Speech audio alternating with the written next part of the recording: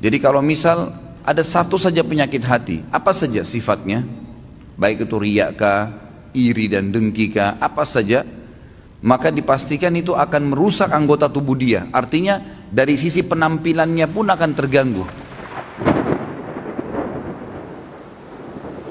Yang kita sudah tahu hadis Nabi SAW yang berbunyi, di dalam jasad seseorang manusia ada kumpalan darah. Kalau dia baik, maka akan baik semuanya, dia seperti rajanya. Dan kalau dia buruk, maka akan buruk semuanya. Itulah hati seseorang. Ulama membahas panjang lebar hadis ini, bahwasanya yang dimaksud dengan hadis ini adalah bagaimana hati yang diisi dengan dosa itu akan merusak seluruh anggota badannya, seluruh anggota badannya. Jadi kalau misal ada satu saja penyakit hati, apa saja sifatnya, baik itu riya kah, iri dan dengki kah, apa saja, maka dipastikan itu akan merusak anggota tubuh dia. Artinya dari sisi penampilannya pun akan terganggu. Mukanya, paras wajahnya akan berubah. Orang yang biasa iri dan dengki, wajahnya beda dengan orang yang hatinya nggak ada penyakit iri dan dengki. Beda. Memang ada cahaya-cahaya keimanan di situ di wajahnya. Tentu ini bahasanya besar kalau saya ingin bahas juga hubungkan dengan masalah ibadah. Tapi kita cukupkan dengan masalah penyakit hati yang memang dari penyebab anggota tubuh seseorang selalu terjerumus dalam dosa. Efek besar sekali terhadap hati yang diisi dengan kemaksiatan itu akan berpengaruh kepada fisik dia, dari rambut sampai ke kaki. Subhanallah, pada saat ulama hadis dengan pekahnya menjelaskan kenapa Nabi SAW pada saat meninggal, mohon maaf ini kalau teman-teman yang punya uban, gitu kan? Tapi kita bicara tentang Nabi SAW. Nabi SAW waktu meninggal tidak memiliki uban kecuali 3 lembar. Umurnya 63 tahun. Ini mungkin kalau orang cuma baca sepintas, oh Nabi SAW memang tidak ada ubannya. Tidak ada sesuatu yang penting bagi dia kalau dia tidak kaji lebih dalam. Tapi kalau kita kaji lebih dalam sebagaimana sebagian ulama hadis, mereka mengatakan apa sebabnya Nabi SAW tidak memiliki uban kecuali 3 lembar di umur 63 tahun. Sementara banyak manusia umur 30 tahun, 40 tahun sudah ubanan. Dan secara ilmiah terbukti uban itu datang karena banyaknya beban pikiran. Kalau tidak, maka ada kesalahan teknis dari penggunaan zat-zat ilmiah di rambutnya. Itu mungkin. Jadi kalau kayak sekarang gonta-ganti sampo mungkin atau apa saja itu juga bisa jadi pemicu. Tapi umumnya orang yang selalu beban pikirannya banyak, apalagi kalau berhubungan dengan penyakit hatinya, iri dan dengki, selalu hasut dengan orang, kok bisa ya dia dapat jabatan, kok bisa ya dia punya mobil, kok bisa ya dia punya istri seperti itu, suami seperti itu ubannya luar biasa tuh. Mohon maaf kalau yang punya uban ya, saya bukan menyinggung, tapi ini sebuah penelitian ilmiah. Kenapa Nabi SAW seperti itu keadaannya, gitu kan? Ternyata ada penelitian yang dihubungkan dengan teknologi sekarang, itu berhubungan sekali. Nabi SAW dikatakan dalam hadis Bukhari oleh Aisyah radhiyallahu anha, Nabi SAW tidak pernah marah, kecuali hukum Allah dilanggar. Kalau yang berhubungan dengan urusan dunia, nggak pernah beliau marah. Lebih banyak memaafkan.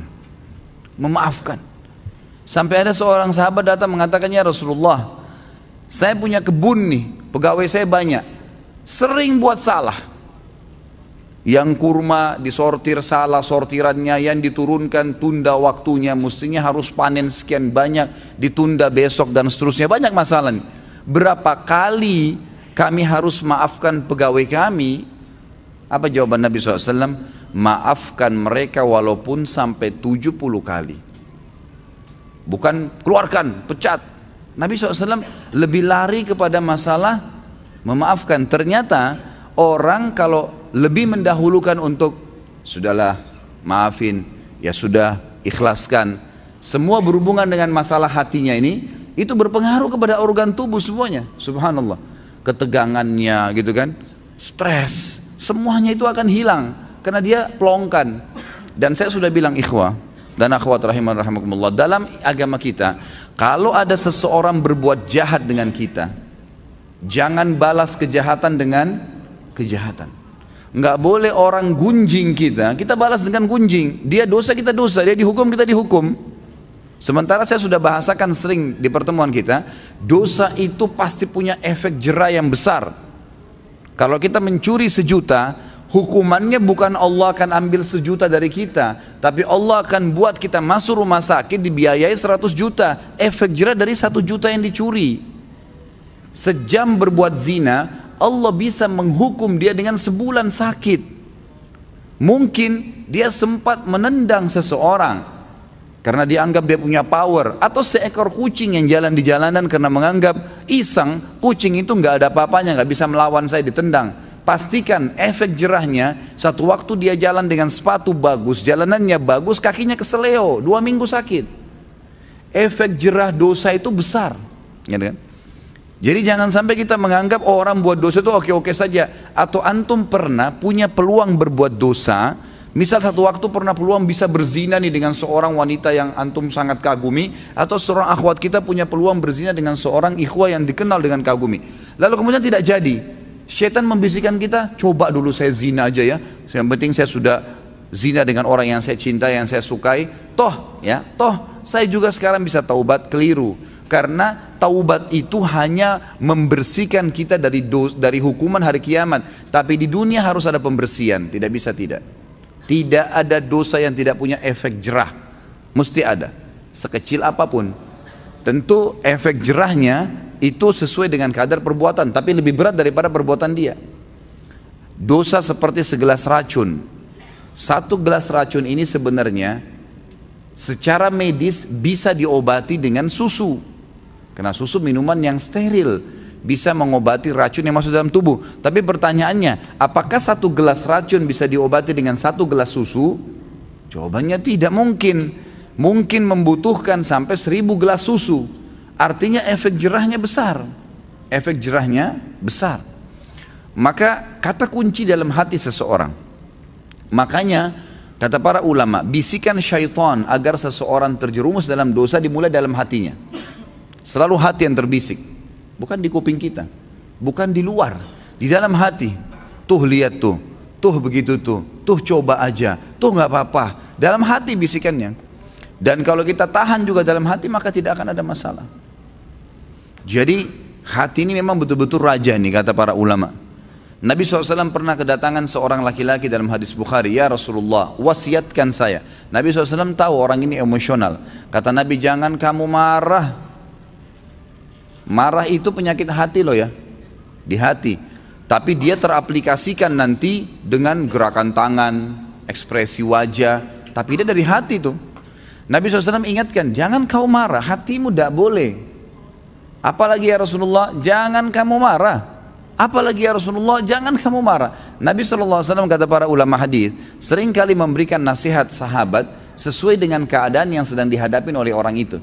Jadi makanya kita pun sebagai umat Nabi SAW tidak mengambil hukum spontan dari sebuah hadis, karena itu per kasus di zaman Nabi SAW, gitu kan? Jadi bisa saja sahabat ini pernah seperti ada sahabat yang datang mengatakan, ya Rasulullah, anak muda nih, dalam hadis Bukhari juga, saya siap tinggalkan semua dosa, semua yang Allah larang saya tinggalkan, semua yang Anda larang saya tinggalkan, kecuali satu, izinkan saya berzina. Ini kasus lain lagi. Kata Nabi SAW, apa kau ridha kalau ibumu dizinai? Dia bilang tidak. Saudarimu? Tidak. Istrimu? Tidak. Tantemu? Tidak. Anakmu? Tidak. Lalu kenapa kau ridha untuk dilakukan pada orang lain? Di sini Nabi SAW mengobati keadaan para sahabat yang sedang bertanya sesuai dengan kasus yang sedang dihadapin, gitu kan? Ini poin lainnya. Kita kembali kepada poin bahasan kita. Bagaimana Nabi SAW tidak tadi sampai beruban, kecuali hanya 3 lembar di umur 63 tahun, karena luar biasa dalam pengontrolan hati beliau. Tidak mudah marah kecuali hukum Allah. Lebih banyak memaafkan, gitu kan? Dan saya sudah bilang tadi, ikhwan dan akhwat sekalian, ingat, jangan keburukan dibalas dengan keburukan. Orang fitnah, biarin dia fitnah sampai dia capek. Jangan dibalas dengan fitnah. Lalu apa yang saya harus lakukan, Ustadz? Maafkan. Masa sih Ustadz? Maafkan. Enak benar dia Ustadz? Maafkan. Nggak ada kata lain, jawabannya cuma itu. Maafin. Baik, lalu dia bagaimana? Sudah enak-enak berbuat fitnah saya, sebarin saya. Allah ada.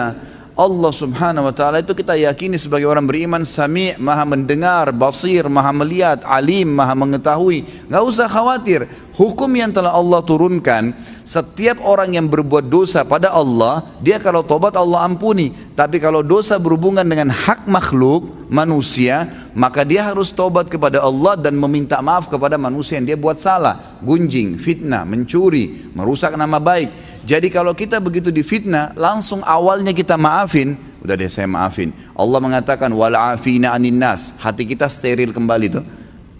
Kita mendapatkan pahala karena menjalankan perintah Allah dan Rasulnya, gitu kan? Dan dia selama dia dalam hukum Allah yang kita yakini, dia selama tidak minta maaf dengan kita, hukuman Allah tetap datang pada dia. Gak usah khawatir, gitu kan? Apa yang kita mesti khawatirkan? Toh dia akan dihukum sama Allah kok. Orang tadi yang menendang kucing dengan menganggap oh kucing ini nggak bisa buat apa-apa, pasti Allah SWT datangkan hukumannya. Jadi kalau antum tiba-tiba jalan baik-baik saja, sepatunya baru, jalannya bagus, tiba-tiba keseleo, coba muhasabah tuh. Biasanya kata ulama, Allah subhanahu wa ta'ala pada saat mendatangkan sebuah hukuman kepada seorang hamba, itu Allah lintaskan di benak dia dosa yang dia lakukan.